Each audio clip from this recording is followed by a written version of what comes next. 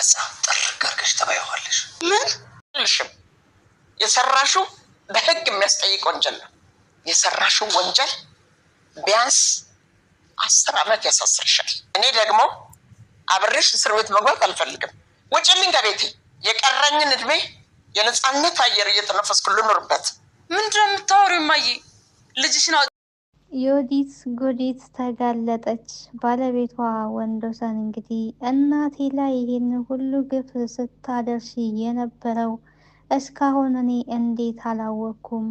ምን አድርጋሽ ነው እቺ የዋሃ እናቴ መድኃኒት ልታበያት የነበረው? በማለት ጥያቄን አቅርቦላታል።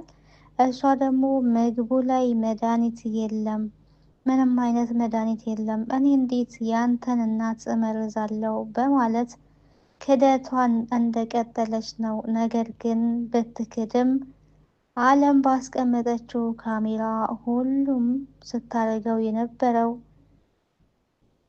እናታቸው ላይ ያደረገችው በደልና ግፍ እንዳለ ወንዶሰን አይቶ ከቤት አባሯታል። ለፖሊስም አሳልፎ ሰጥቷል መረጃዎችን። ሰላም ጤና ይስጥልኝ ውድና የተከበራችሁ የቻናል ቤተሰቦች እንዴት አላችሁ? በያላችሁበት ሰላማችሁ ይብዛ። ለዚህ ቻናል አዲስ ከሆናችሁ ሰብስክራይብ፣ ላይክ፣ ሼር እያደረጋችሁ ቤተሰቡ ነው። የእናት ዕዳ በሚል የእናት ግፍ በሚል በአዲስ ድራማ መተናል።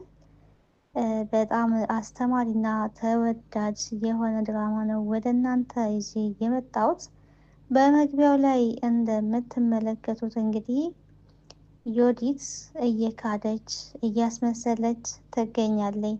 እኔ በጭራሽ መልስ ያለውን ምግብ አልሰጠዋቸውም፣ እውነት እመነኝ ውዴ እመነኝ፣ እንዴት አታምነኝም? እንዴት እኔን ትጠረጥረኛለህ? እውነት ነው የምለው፣ ምንም መርዝ የለውም፣ አልጨመርኩበትም እያለ እንግዲህ እየካደች ትገኛለች። እኔ የአብራክ የጎን እኔ ሚስትክ የልጅህ እናት የመሆን እንዴት ብዬ ነው ለእናት መርዝ የምሰጣቸው? በማለት እንግዲህ ስትክድ ተመልክተናታል። እንደዛ ከሆነ በቃ ምግቡን መርዝ ካላደረግሽበት አንጥቼው ትበያለሽ ጥርግ አድርገሽ ስትባል እንግዲህ በጣም ነው የደነገጠችው። አይ እኔ አልበላም እና መርዝ ከሌለው ለምን አትበይም ቢላትም መብላት ስላልፈለግኩኝ ነው እንጂ እውነት ምግቡ መርዝ የለውም በማለት እየካደች ትገኛለች። ዮዲት እንግዲህ የወንዶሰንን እናት ወይ ደግሞ የባሏን እናት በጣም ስታሰቃይ ስትሳደብ እንደነበረ በክፍል 16 ላይ አይተናል። እናቱን በጣም ነው ስትከፍ ዝቅ ስታደርግ የነበረው ማለት ነው። ከቤት ውጡልኝ፣ እዚህ ሶፋ ላይ አትቀመጡ፣ ሶፋውን የገዛሁት እኔ ነኝ፣ አንቺን የማላይበት ቦታ የት ልሂድ እያለች ቀኑን ሙሉ ስታሰቃያቸው እየዋለች፣ ባለቤቷ ደግሞ ሲመጣ ምንም እንዳልተፈጠረ ጨዋ መስላ ትታያለች እና በጣም አስመሳይ ሴት ናት። አሁን ግን ተጋልጣለች። መርዝ ልታረግ ምግቡ ላይ ስታረግ እንግዲህ የተቀረጸውን ቪዲዮ ቀጥታ ቤት ያለችው ሰራተኛዋ አለም ለወንዶሰን አሳይታ ታድጋቸዋለች። ተስፋ አይቁረጡ እማዬ፣ በቅርቡ ሁሉም ነገር ይስተካከላል ስትላቸው ነበረ። በቅርቡ ይደሰታሉ፣ ብቻ እርሶ ተስፋ እንዳይቆርጡ እያለች ነበር ሰራተኛዋ። ለካ እንደዚህ ስትል የነበረው ያው ካሜራ ደቅና ስለነበረ እውነቱን ለማውጣት ዝግጁ ስለነበረች ነው። አሁን ላይ እንግዲህ እውነቱ ወጥቷል። ይህንን ምክር ደግሞ እንግዲህ የመከረቻት የዮዲት እናት ነበረች። ዮዲት እንግዲህ ከቤት ተባራለች። ከዚህ በኋላ አንቺ ወደ እስር ቤት ነው የምትገቢው፣ እዚህ ምንም አትሰሪም፣ ውጪ ከቤት ብለው አስወጥተዋታል። ጉልበታቸው ላይ ወድቃ እግራቸው ላይ ወድቃ ይቅርታ ብትጠይቅም እንኳን ይቅርታ ሊያደርጉላት አልፈቀዱም። ምክንያቱም እኔ ማቀው እናቴን ነው ከአንቺ በፊት፣ አንቺ ትናንትና ነው የመጣሽው፣ የዋሃ መስኪኗ እናቴን ስታሰቃየት ነው እስካሁን የኖርሽው፣ ከዚህ በኋላ አልፈልግሽም፣ የራስሽ ጉዳይ፣ ወደምትሄጂበት ሂጂ ብሏል። እንግዲህ ወንዶሰን አምሯል። እስካሁን ግን እያስመሰለች እያጭበረበረች ነበር የቆየችው። እናትየዋም አሁን ልጄ ሁሉንም ነገር አውቋል፣ ማስመሰል አትችይም እንደ በፊቱ፣ ሁሉንም በማስረጃ ሁሉንም ነገር አይቷል፣ ነቅቷል ልጄ፣ አሁን ላይ ማስመሰል አትችይም፣ ከዚህ ቤት ውልቅ ብለሽ ውጪ ብለው እንግዲህ እናትየዋም እየተናገሯት ነበረ። ግን ዝም ብለው ነበረ እስካሁን የቆዩት። አሁን ላይ ግን ውጪ ነው አላት። የት ነው የሚሄደው ከቤቴ ብትልም ይሄ ቤት የኔ ነው፣ ከዚህ ቤት ውልቅ ብለሽ ውጪ ብለው እንግዲህ ከቤት አስወጥተዋታል። እረ ወዴት ሄዳለው? እኔ እኮ የልጅክ እናት ነኝ፣ ልጅ ልወልድ ነው። ቢያንስ ሆዴ ውስጥ ስላለው ልጅ ብለክ ለልጃችን ብለክ ይቅርታ አድርግልኝ የኔ ፍቅር ወንድዬ እያለች እንግዲህ ባለቤቷን ይቅርታ እየጠየቀች ነበረ። ከአንቺ የሚወለደው ልጅ እማዬ ብሎ የሚጠራ ልጅ ከአንቺ እንዲወለድ አልፈልግም። ልጁንም አስወርጁ። ከእንዳንቺ አይነት ሰው ልጅ መውለድ አልፈልግም። እስካሁን ስላላወቅኩሽ ነው። አንቺ ልጅ ወልደሽ እናት ልትሆኚ አትችይም። የራስሽ ጉዳይ ነው እና ልጁን ልግደለው ብትልም አዎ አስወርጁ። ከአንቺ የሚወለድ እና እማዬ ብሎ የሚጠራ ልጅ እንዲወለድ አልፈልግም ነው ያላት ወንዶሰን። እንዴ መወለድ አለበት፣ ልጄማ ይወለዳል፣ እኔንም እማዬ ይላል፣ አንተንም አባዬ ይላል፣ አያቱን ደግሞ አያቴ ብሎ ይጠራል። እንደዛ ነው የምፈልገው ብትልም ምንም ሊሰሟት አልቻሉም። አለም እንግዲህ የቤቷ ሰራተኛ አይገባሽም፣ እኔ ነገሮሽ እኮ ከአንቺ የሚወለደው ልጅ እማዬ ብሎ እንዲጠራሽ ልጅ እንዲወለድ አይፈልጉም። ስለዚህ ከዚህ ቤት ውጪ ብላ እንግዲህ አለምም እየተናገረቻት ትገኛለች። አለም ጀግና ናት። እንግዲህ አንዳንዴ ተንኮል የሚሰሩ ሰዎችን ለማጋለጥ የሚያስመስሉ ሰዎች እንደዚህ ለማጋለጥ የሚያዋጣው ነገር እንደ አለም ብልጥ ሆኖ መረጃ መያዝ ነው። መረጃ ካልተያዘ በጣም ስለምታስመስል ዮዲት ልታምን አትችልም። እንደዛ ቪዲዮ እንኳን ተቀርጾ እያለ እያስመሰለች ነበረ። ግን ኦልሬዲ ቪዲዮ ነው፣ ምንም ማድረግ አይቻልም። እና አስመሳይ ሰዎችን እና ተንኮለኞች የሆኑ ሰዎችን ለመበቀል ያለው አማራጭ ማስረጃ እንደዚህ መያዝ ነው። ምክንያቱም በጣም ነው የምትክደው፣ የምታስመስለው፣ የምትዋሸው። የባሏን ልብ ደግሞ በቃ በማታለል ነበር ስታጭበረበር የነበረው። የኔ ፍቅር እያለች ማለት ነው። ይሄ ፍቅርን እንደዚህ መጫወቻ አድርገው የተከበረውን ፍቅር በሀሰት እንግዲህ የኔ ፍቅር የኔ ውድ እያለች ግን መነገጃ ነው ያደረገችው ፍቅርንና አሁን ላይ ያው መጨረሻዋ ክፉ የሚሰሩ ሰዎች መጨረሻቸው እንጦሮጦስ ስለሆነ ወደ እንጦሮጦስ ወርዳለች። እናቷ ቤትም ሄዳ ነበር እንግዲህ ከባሏ ቤት ስትባረር ወደ እናቷ ቤት ነው ሄደችው። የእናቷ ምላሽ የሚገርም ነው።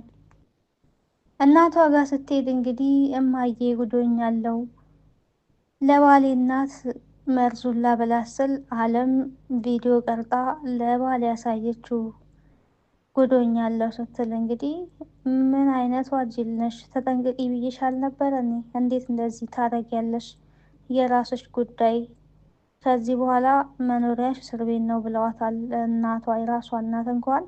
መጀመሪያ ግን እኮ አንቺ ነበርሽ ስትተባበሪኝ የነበረው፣ መድኃኒት አብያት ያልሽው አንቺ ነበርሽ፣ የሰጠሽኝ መድኃኒቱንም አንቺ ነበርሽ። አሁን እንዴት ችግር ሲደርስብኝ እንደዚህ ትይኛለሽ? ብትላትም እኔ ከአንቺ ጋር እስር ቤት መግባት አልፈልግም፣ ፖሊሶቹ ሲመጡ ተባባሪ ነሽ ሊሉ ስለሚችሉ እዚህ ቤት ላይሽ አልፈልግም፣ ከዚህ ከቤቴ ውጭልኝ ብላ እንግዲህ እናትየዋም ከቤት አስወጥታታለች።